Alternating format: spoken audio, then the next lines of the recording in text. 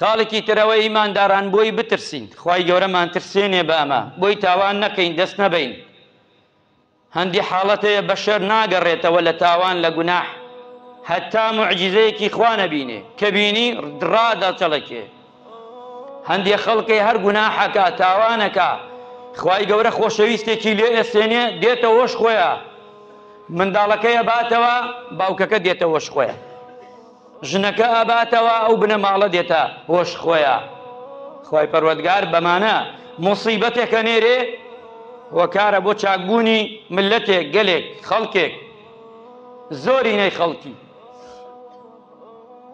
ئەمە هۆکارە و سەبەبە بۆیە ئەمان گەڕێنێتە خوای پەروەردگار. خوای پەروەردگار لە قورئاندا ئاماژەی کردووە: وما نرسل بالآيات إلا تخويفا.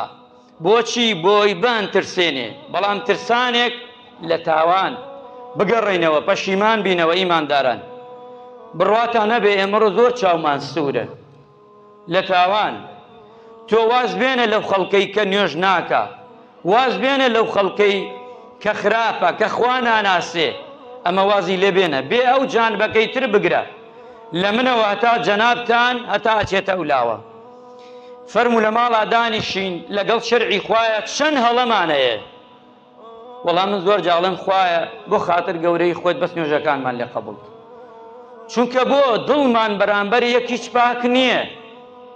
خۆخوا ئەم منزەرەی ناوێ، ئێستا هاتووە ئەمەی داناوە و ئەمەی کردووە و خۆی قۆس کردووە و بۆ ئێوە قسە ئەکا و پیاوچاکێکی باشە عەلە چاس. خوا ئەمەی ئەوێ، ئەمەتە. کەستان ئەزانن لەیرا چی هەیە ئێستا؟ ئەی کێ ئەزانێ؟ زاتی ئەڵڵاه. کەس ئەزانێ لە دڵی تووە ئێستا لە دڵی ئەوە چی هەیە؟ بەس ئەڵڵا گیان ئەزانێ. ئێخوا ئەمەی ئەوێ. ئەو دوای فتکە هیچ نییە، قشتی فڕە بدە. ئیتر تۆ بێ قەپانی خۆت دانە لەگەڵ خوایە جەلە جەلال و لەگەڵ دڵی خۆت ڕێکی کە چەندێکی خوا وەریەگرێ. قوربەسەرمان چەندێکی خوا وەریەگرێ. ئەمڕۆ خەڵک هەڵپەیەتی هەپارە پەیاکە چەندێکی ئەگەڕێتەوە لە حەڵاڵ، چەندێکی حەساب بۆ حەرام ئەکا. ئەیکا چەندێکی ڕیبا ناخوا، چەندێکی پاڵپشتی زاڵم مستەمکار نییە. ئەیخوا پێمان ناژێ بگەڕێنەوە. گەڕانەوە چییە؟ ئەو جانبەکەی ئەەکەین ئەمش ئەەکەین.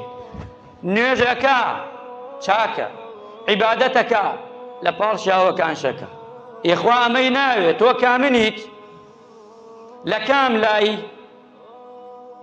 نابێ. ئیمانداران ئەبێ هەمومان بەڕاستەقینە خۆمان بگەڕێینەوە، هەمومان خۆمان ئەڵێن پیاوێکی چاکی. گرنگەوەی لە دیوانی خوا پیاوی چاک بین. گرنگەوەی کە مردین عوزرێکمان هێناوە خوا قبوڵی بکە. ئێستا ئەمڕۆ هەزار عوزر دێنیتەوە بۆ خۆت، تەویشی بۆ ئەەکەی، ڕێگایشی پێدەی، ئایەت و حەدیثی بۆ هێریتەوە زۆر جار بەخواوانی.